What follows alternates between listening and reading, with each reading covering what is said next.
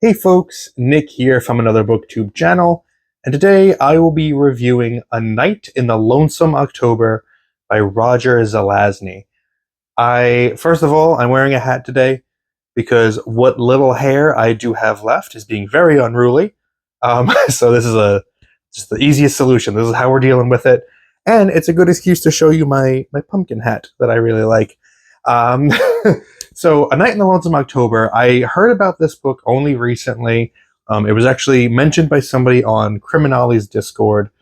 They mentioned that they do an annual reading of it in October because what people do is they read one chapter a day in that month. So I thought, oh, that's a neat idea. Sounds like a really fun Halloween book. You know, each chapter corresponds to, October 1st, October 2nd, October 3rd, etc., all the way through to Halloween. So let me check that out. I didn't look up anything about what it's actually about. Just that premise of being able to read one chapter a day and have it correspond to a day was kind of neat. But being who I am, I can't like slow read a book like that. I'll do that with comics sometimes, where I'll read like one issue a day. But when it comes to books, once I start it, I'm trying to get to the end like as quickly as possible. I don't want to lose momentum on it. So I read it in basically a day. I think it was 2 calendar days, but it was a really condensed period of time because I really liked it. So I just ended up going straight through it. And I want to talk a little bit about it because it was a book that I wasn't familiar with. I think it's coming back into print in early 2025 because I looked up physical copies for it, and the original physical edition is crazy expensive on eBay. It's like $70 for the original. But there's a new edition coming out in early 2025, so it's coming back into print. So I thought this is a good opportunity to tell you about a spooky Halloween October book that you can look forward to next year and have for when next Halloween comes around. For next October, you are prepared. So, what is A Night in the Lonesome October about? The story is told from the point of view of Snuff. Snuff is a dog, which makes it the 4th book that I've read this year that is told primarily from the point of view of a dog, which easily a record for me. I don't think before this year I had read any books like that, and I've read 4 this year. I actually have a video where I review all 3 of the other books that I read: Thor, Fluke, and Hellhound. So check that out if you want more dog books. But Snuff is a familiar for this supernatural kind of guy named Jack, who's kind of implied to be Jack the Ripper. Snuff and Jack are involved in this game, and the game is played by a lot of other interesting characters who you may recognize from other pieces of literature or pop culture in general. And there are 2 sides to the game. One side is trying to gather ingredients to perform spells to basically end the world, and this will take place on Halloween. The other side of the game is gathering ingredients to put together spells to stop that from happening. So this is all from the perspective of Snuff, who is not just working with his master to collect their ingredients that they need, which sometimes involves, grave robbing, killing people, stuff like that. But also dealing with the other familiars. Everybody else in the game also has a familiar. So Snuff is like friends with a cat who belongs to like the witch that lives next door. There's also a snake familiar. There's a rat familiar. And it's a really delightful story. It's a really charming book.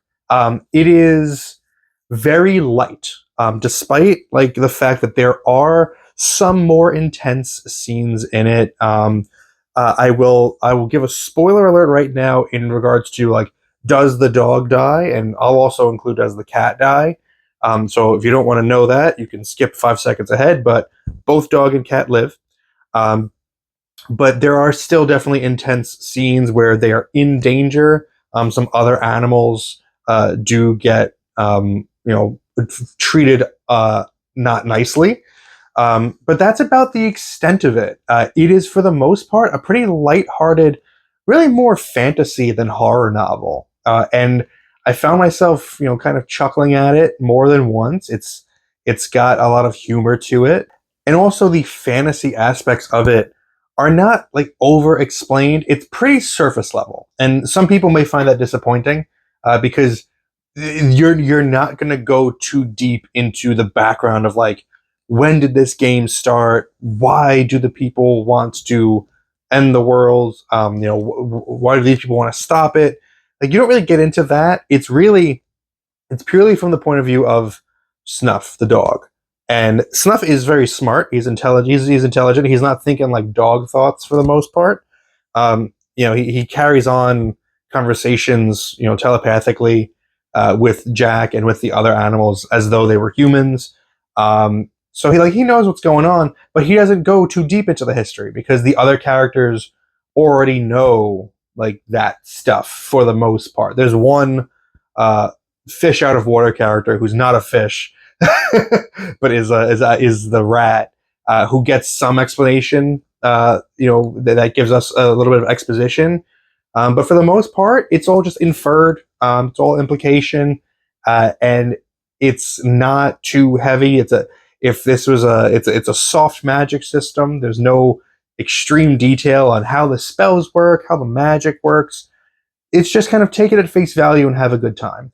And that's what kind of makes it, I think, a really strong book for autumn, for October. It has the appropriate amount of spooky aspects to it while remaining fun and light. It kind of, I kept reading it thinking, with some minor alterations, this would make a really good animated movie for all ages. Like, not necessarily a kids movie, but something that just appeals to everybody, like A Nightmare Before Christmas, where like everybody can kind of enjoy that, or Coraline. Actually, stop motion would be a cool thing for it. Maybe get Henry Selick on the phone to do an adaptation of A Night in the Lonesome October. That could be fun. But yeah, this was just a nice, charming, fun time. If I haven't said that enough already, and I recommend it. I take a look for when it comes out, when it gets reprinted early next year. I think it makes a great addition to your October repertoire. If you have some annual spooky reads, you could add this one in there. I think you'll like it, and it's nice and short. Doesn't overstay its welcome. Very brisk read. A lot of the chapters are really, really short. And you can do that thing where you read one chapter a day in October and just like sit out in the fall weather, nice chill in the air with a cup of tea, read a chapter a day. Up to you. My arbitrary and subjective grade for A Night in the Lonesome October by Roger Zelazny is 8 out of 10. We'll do 8 out of 10 because it's a nice read. Very nice. Do with that what you will. Let me know if you've read this book and your thoughts on it in the comments below. Thank you very much for spending some time with me today, but now it's time to get back to reading.